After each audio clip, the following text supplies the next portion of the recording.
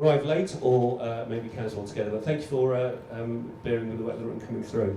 So we've obviously got a presentation about IR35 with some keynote speakers here. For those who don't know Hubadoo, we are a company that, as it says, provides good people quickly. We have a community of consultants within our business. Most of them are freelancers, but we have a lot of permanent staff as well. And we have a platform that allows our business to provide these contractors at a very streamlined and effective methodology. I'll just give you a quick minute rundown. We have these 5 principles that we work to. The consultants in our community, they've all been vetted. They all have to reach a certain threshold before they can actually come into the community. So how we do that is by vetting them on their skill sets. So everything that they've listed in their CV and their resume, they will be technically assessed by someone who is in their peer group. So if you're a network engineer, you'll be assessed by a CCIE. If you're a project manager, you'll be assessed by somebody who's a Prince 2 qualified expert. So we have 2,500 vetted quality consultants.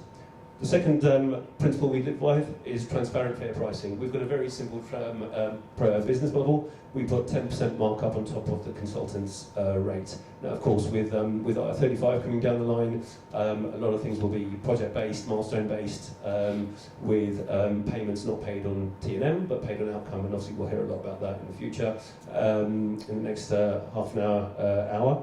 Availability and flexibility. Because we've got this community, and a lot of them are freelancers juggling 2 or 3 different contracts, we can provide consultants pretty quickly, and they can be available for short-term pieces of work, part-time pieces of work, as well as your longer duration pieces of work as well. The platform that we run allows you to have direct contact with these consultants, so we're not a recruitment agency. We don't try and step in the middle. We can do if you like, but generally we like our clients to engage with our consultants via the platform. And the last principle that we work with is obviously wherever we can, we'll try and automate the process, but wherever clients or consultants need us, we will obviously step in as with a face and a voice. We don't want to be a faceless business. So that's our...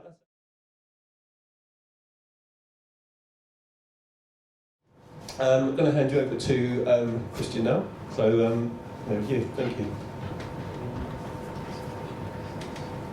Okay, can everyone hear me? Good stuff. Thanks, Sharab. Thanks to everyone for coming. So, I'm going to talk to you guys about contractor outcomes. Try and impart some information about what that means for you as to how you engage with your end clients and the financial implications of that post April 6th. So, quick introduction. I'm a chartered accountant by trade. I've spent much of my career as a finance director in the SME space, and most recently I've run a contractor accounting specialist business. So I understand the market quite well. And right now here I'm representing Forma, that is again a specialist in this area. So IR35, tax planning, and accountancy services. The best position our business is sitting in between the traditional high street accountant, if you think pinstripe suit, and a kind of high volume, kind of online provider, if you like. So, it's a very dry subject, IR35, so I thought I'd brighten it up with some friendly faces. And actually, the reason I did this was obviously the legislation came into play in the year 2000, and I was interested to see how many people had resided as PM and Chancellor of the Exchequer during that time, and actually surprisingly few faces, particularly when you think there's actually only 2 of them up to 2010, which is half of that 20-year period. Of course, we have a new Chancellor of the Exchequer, and the mystery continues. We can't say with absolute certainty where IR35 is going to go. Tom said in his presentation that we should absolutely expect it to come into effect on the 6th, but who knows? The communication from the government has been limited to date. So, talk about IR35 and you. So yes, the first point doesn't need to be repeated. It's coming. 41 days from now until that legislation kicks in the private sector. So most contractors now know what that means for their existing engagements that they're in. So are you likely to be able to continue trading, engaging through your personal service company, your limited company? That's either direct with the end client or through an agency or consultancy. Will you be put down the umbrella route? Or actually will you join payroll and become an employee of your end clients? On the other side, your contract, your engagement may cease. This might be because your end hirer has made a blanket decision to no longer work with contractors.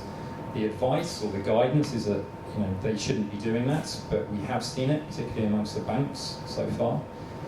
Equally, you might have been deemed as inside through a proper status assessment, and no alternatives have been suggested to you, so actually your term might be reaching an end. But whether you've been properly consulted or not, you now have to decide where you go with this. So Shoaib did a show of hands, which I couldn't actually see, as to how many contractors we've got in the room. I think it's fair to say most people here. Let's have a show of hands for those that know now that these changes mean that they are actually captured by IR35 inside and unable to continue. So people whose circumstances are changing. It's not an awful lot of hands, certainly less than half. So half of you at this moment in time believe that you can continue operating in the way that you have. It's quite interesting. Okay, so the three main potential outcomes here. First are that you continue using your limited company to engage with your end clients.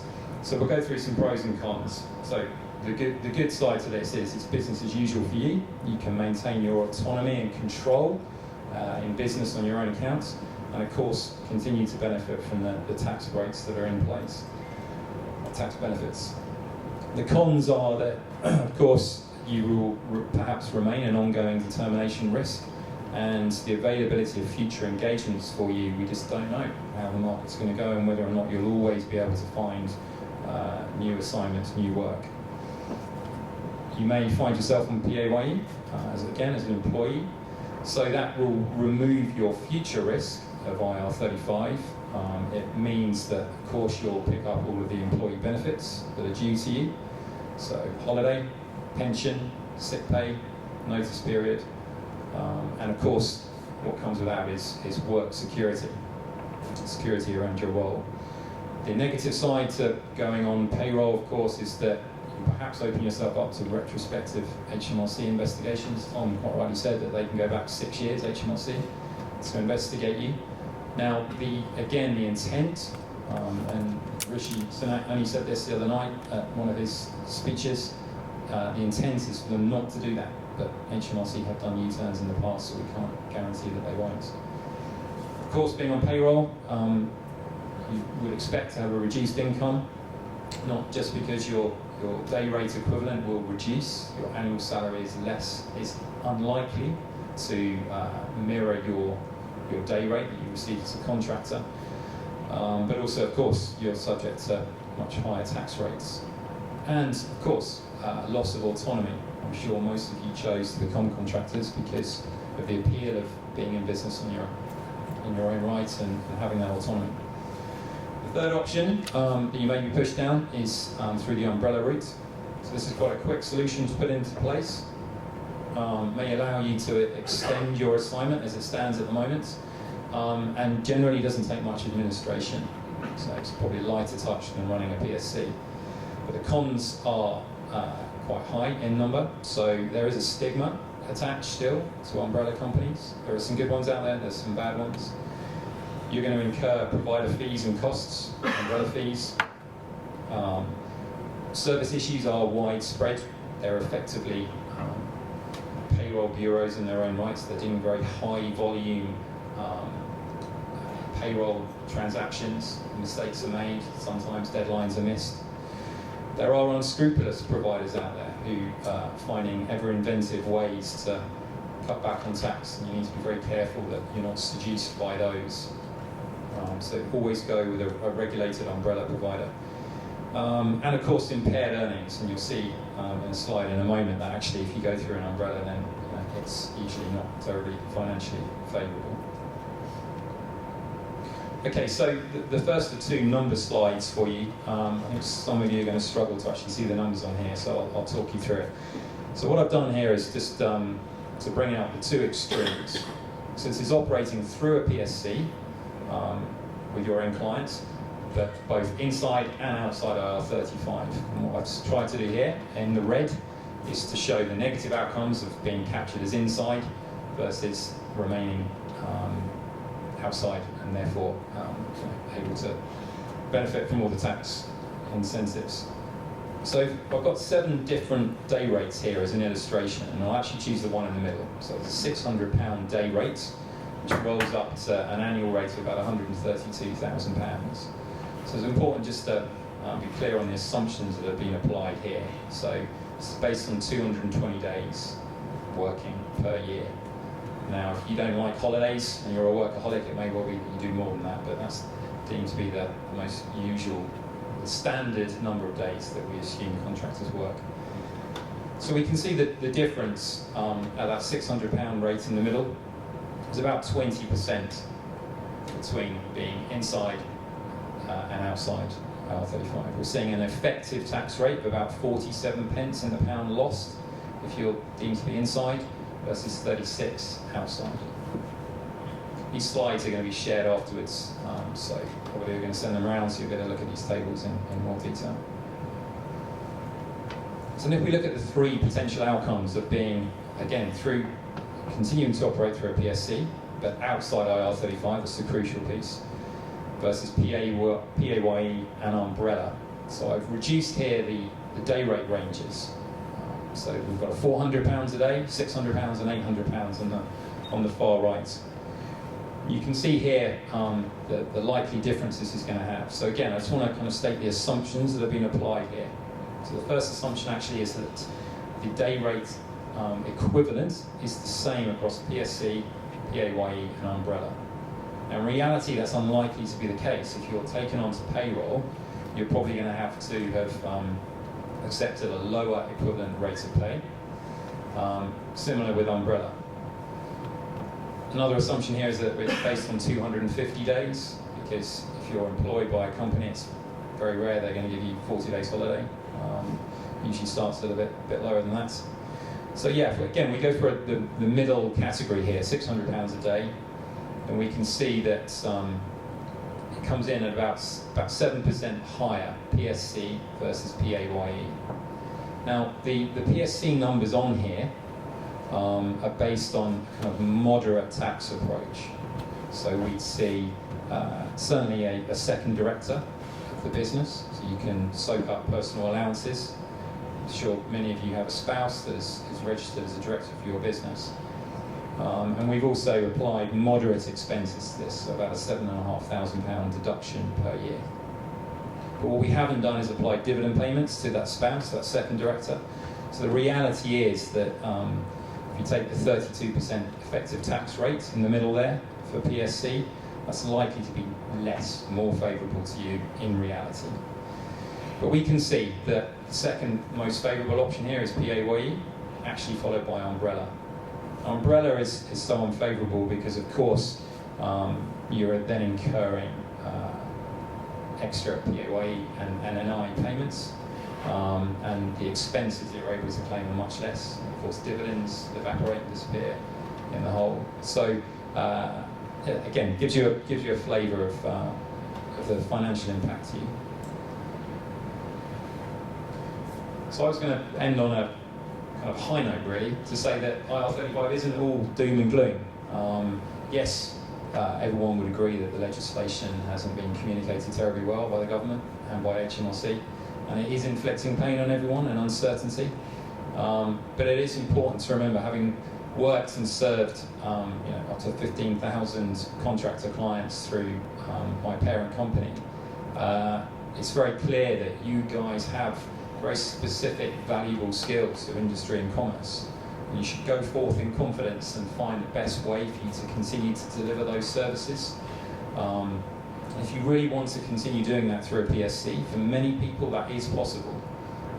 And you need to find the best way to position yourself and work with progressive recruitment organisations and then clients that are willing to look at other alternatives. And in a moment, we'll hand over to Stuart, who will talk about how statement of works and properly embracing that is a way of achieving that. So that's me done. Does anyone have any questions for me?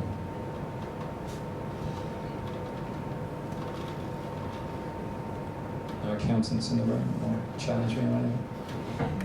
No questions? Anyone want to talk about their situations? Yeah, there you go.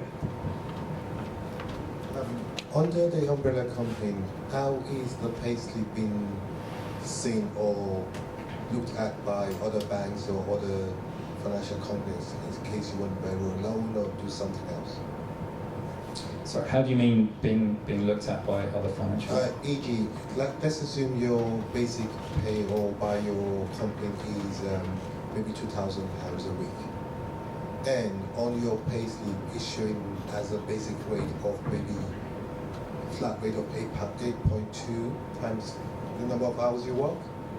So by the bank or by some people, they see that your basic pay is not what you're being paid, which is the 2,000.